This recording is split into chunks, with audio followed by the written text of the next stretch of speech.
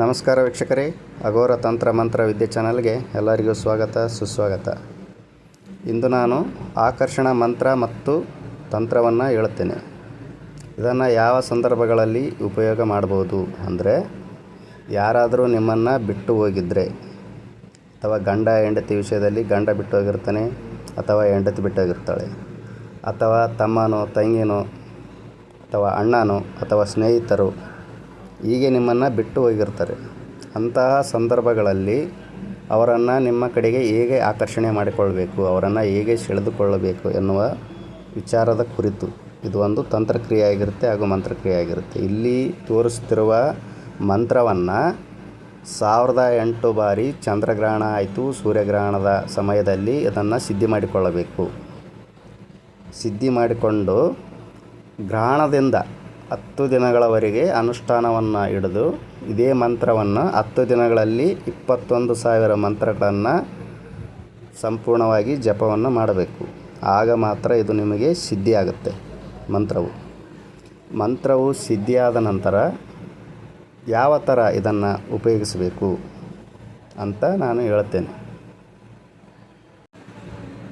ಇಲ್ಲಿ ತೋರಿಸ್ತಿರುವ ಯಂತ್ರವನ್ನು ಭೋಜಪತ್ರೆಯಲ್ಲಾಗಲಿ ಅಥವಾ ವೈಟ್ ಪೇಪರ್ ಮೇಲೆ ಆಗಲಿ ಶುದ್ಧವಾದ ಗೋರೋಚನದ ಸಹಾಯದಿಂದ ಈ ಯಂತ್ರವನ್ನು ರಚಿಸಬೇಕು. ಚೆನ್ನಾಗಿ ಅದನ್ನು ಬರಿಬೇಕು. ಬರೆದಾದ ಮೇಲೆ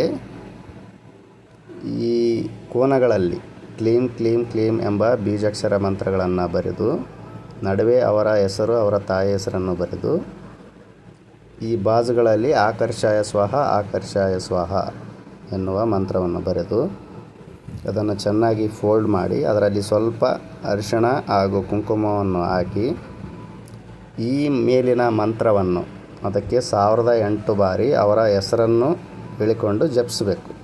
ಮಂತ್ರವನ್ನು ಜಪಿಸಿ ಅದನ್ನು ಕೆಂಪು ದಾರದಿಂದ ಸುತ್ತಿ ಶುದ್ಧವಾದ ಜೇನುತುಪ್ಪದ ಒಂದು ಬಾಟಲಲ್ಲಿ ಜೇನುತುಪ್ಪವನ್ನು, ಶುದ್ಧವಾದ ಜೇನುತುಪ್ಪ ಹಾಕಿ ಅದನ್ನು ಪೂರ್ತಿಯಾಗಿ ಮುಳುಗಿಸ್ಬೇಕು. ಮುಳುಗಿಸಿ ಪ್ಯಾಕ್ ಮಾಡಿ ಒಂದು ಕೆಂಪು ವಸ್ತ್ರವನ್ನು ಅದಕ್ಕೆ ಕಟ್ಟಿ ದೇವರ ಜಗಲಿ ಮೇಲೆ ಇಟ್ಟು ಪೂಜೆ ಮಾಡಬೇಕು. ಪೂಜೆ ಮಾಡೋದರಿಂದ ಆ ವ್ಯಕ್ತಿ, ನಿಮ್ಮನ್ನು ಬಿಟ್ಟು ಹೋದಂತಹ ವ್ಯಕ್ತಿ 11 ದಿನಗಳ ಒಳಗಡೆ ಬರ್ತಾರೆ. ನಿಮ್ಮ ಹತ್ತಿರಕ್ಕೆ ಅವರು ಬರ್ತಾರೆ. ಆಕರ್ಷಣೆ ಮಾಡುತ್ತೆ. ಅವರು ಎಷ್ಟು ದೂರವಾದರೂ ಹೋಗಿರಲ್ಲ, ನಿಮ್ಮನ್ನು ಬಿಟ್ಟು ವಿದೇಶಕ್ಕೆ ಹೋದರೂ ಸಹ ಆಕರ್ಷಣೆ ಇದು ಮಾಡುತ್ತೆ. ಅಷ್ಟೊಂದು ಪವರ್ಫುಲ್ ಆದಂಥ ಮಂತ್ರ ಹಾಗೂ ತಂತ್ರ ಇದು ಆಗಿರುತ್ತೆ.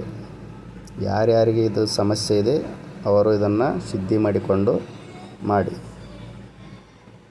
ಹಾಗೂ ನಮ್ಮ ಚಾನಲನ್ನು ನೀವು ಸಬ್ಸ್ಕ್ರೈಬ್ ಮಾಡಿ, ಲೈಕ್ ಮಾಡಿ ಹಾಗೂ ಶೇರ್ ಮಾಡಿ. ಎಲ್ಲರಿಗೂ ಒಳ್ಳೆಯದಾಗಲಿ. ಧನ್ಯವಾದಗಳು. ಜೈ ಕಾಲಭೈರವಾಯ ನಮಃ.